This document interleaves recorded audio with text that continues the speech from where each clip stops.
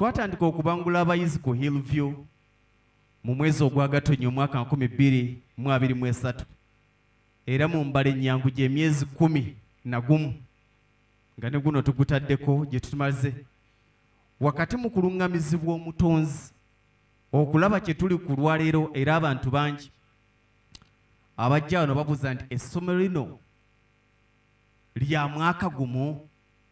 Nabadde njogera ne mukama wange wa Welcome Angels Mr. Welcome n'omukyala nambuuza omaze ebbanga ki wano waŋŋamba wakatandika nti tegabadde maanyi gaffe kibadde kisa kya mukama atuluŋŋamiza. Olugendo lwa Hillview Primary School Matanga ekkula lya Masaka okuviira ddala ku ntandikwa nga tusalawo wa bwe tugenda okuliteeka tubadde mu kulungamizibwa tegabadde magezi g'abalya mmere. Twatambula ettaka lingi kubanga nze ekirooto kyange kyali kyakussa essomero mu kyalo ng'omwana bw'omuleeta toyina kirala ky'omusuubiramu okuggyako okuvaayo nga wansonga. Naye wangi we twayita ettaka nga lingi eddungi eriri fulaati nga bwe mulaba wano lyali lyalayisa okusinga wano. Twalirambula naye ng'omutima gugaana. Lwe twavuga okujja wano muganda wange yanzigyawo Mpugwe nandeeta nali ne mwannyina ze namuli Margaret ne tujja wano ne tuleega akasozi nga bw'okalaba. Nagenda okutuuka mu makati awo nga njeekedde omusajja nanga nti likoma waggulu eri kalitunsi ne ntuukayo. Bwe natuuka waggulu nawulira omwoyo gwa Mukama nga gugamba nti wano tovaawo wenjagala oteeke ekibuga kyange eky'ebyenjigiriza. Abantu bangi abali mu Matanga mujja kunjulira bangi mwayomba. Omusajja yonoona ssente kubanga dooza zimagulu 10 zaani z'amalaano omwezi nga mulamba n'ekitundu nga ziyoola ettaka wano. Ssente ezaakozesebwa okusenda ewantu wano zaali zitumala okuzimba ziikalina naye simanyi lwaki twaziyiwawo.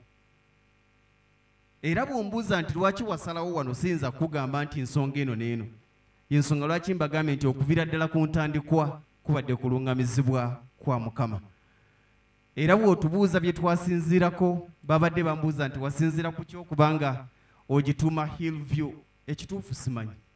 Tubadde mu kitambiro ky'emmisa Father ng'abuuza nti lwaki wasalawo nga 3 Novemba ku Lwokuna olunaku lw'abakozi ng'abantu bonna bakola amazima nga siina kye nsobola kugamba nti ekyansazawo ku Lwokuna kyali bwe kiti.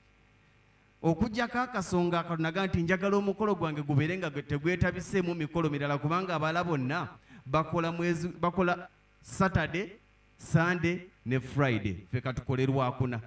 Era nali mu kakiiko ne bakama bange ne mbaga tusubira abantu nga 253 naye tufumbira abantu 700. Ngenza okulaba mwami SBL ng'atuwadde obutebe 1000 nga buweddewo ne mbaga nti muno n'obulala. Kino bwe kibeera kivulu kyali enisikini nandibadde nkikubye. Bane mwebale nnyo mwebalire ddala.